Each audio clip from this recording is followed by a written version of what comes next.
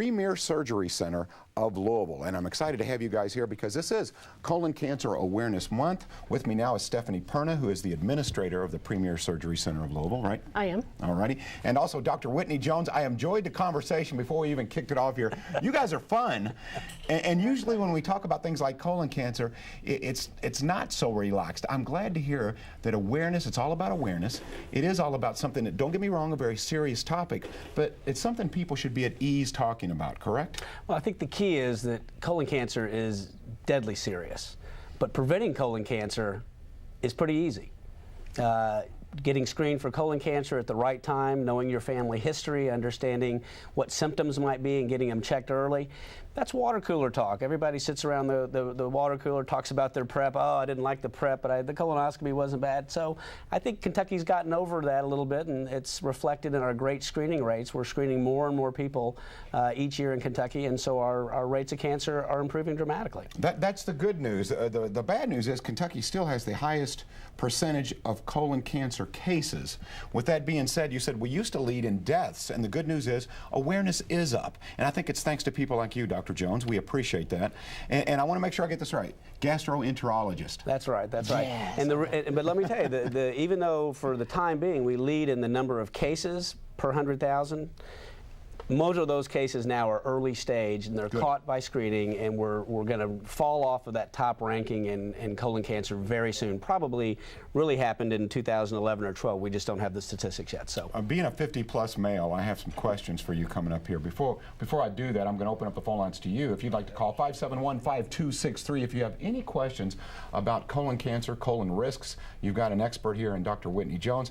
Stephanie Perna is with us, who is, as I've said, the administrator. Stephanie, while the phones are starting to hum here, if you would, tell us about this big open house event that you have. I know there's an emphasis today on colon cancer, but tell me a little bit about the open house. Premier Surgery Center is a surgery center where you're multi-specialty, but more than half of our procedures that we do are colon cancer screenings.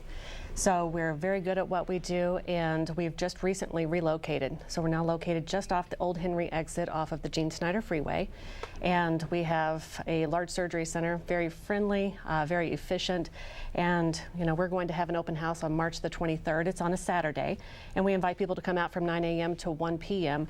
We're going to have multiple physicians out there that we can do some consultations. So we'll have some gastroenterologists, pediatric dentistry, plastic surgery, and podiatry. And we welcome folks to come out, and we'll have some refreshments and just see what we're all about. Yeah, please do. There's the information on your screen. Mark down that address. I'm excited about what you bring to Louisville because all of this is very important. And now I'm going to be very honest with you, Dr. Jones. Okay, I have to admit I've been hesitant to have a colonoscopy because it's probably just the fact that I'm uninformed and I admit I'm a little afraid, is that okay to say, because of something I don't know. So put me at ease, put our audience at ease, telling me about what is involved in a colonoscopy and how important is it to get screened. Right. Well, the first thing is colonoscopy is one way to be screened for colon cancer. It is a structural test. It looks for polyps. Essentially, as you age, you develop little growths in your colon. About 1 out of 3 men, 1 out of 3 women develop these little growths. These growths get bigger and bigger and bigger over time and then turn into colon cancer. So what we're really looking to do is find these polyps, get them out so you never develop colon cancer. So again, most of the time in the center when people are there for preventative services, we're taking out polyps or they have nothing. At the worst case scenario, we find someone with an early cancer and it can be taken care of surgically without chemotherapy and all those things. So that's the real goal, is the prevention of colon cancer or making sure it's treatable.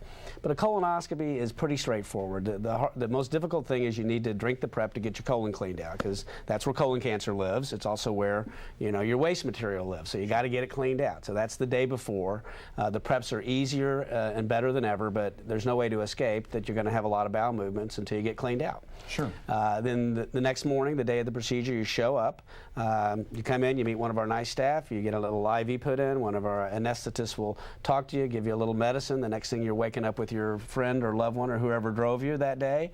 And I would say time from the time you park your car until the time you go home is probably less than 2 hours. So we're very efficient and we're very focused on what we do, and I think that's the benefit of a surgery center like Premier. We do this every day.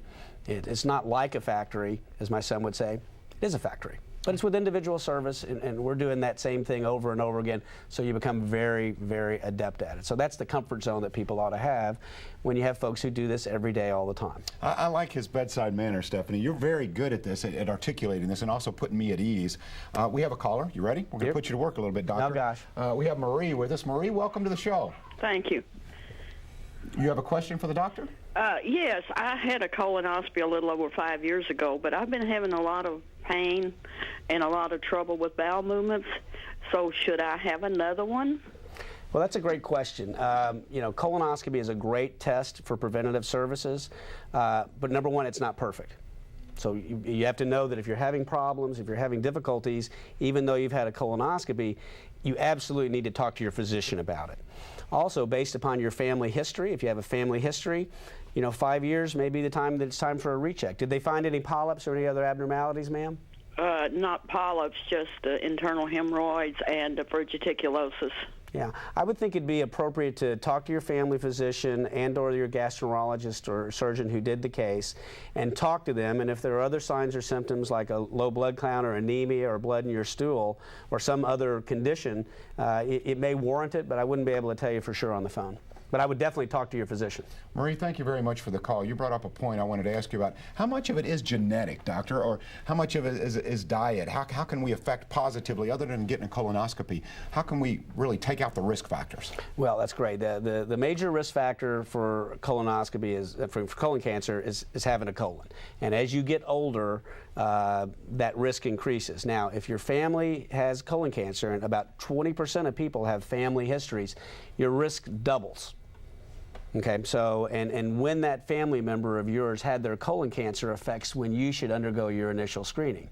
So if you have colon cancer or colon polyps in your family less than 60, you need your first examination at age 40, not 50.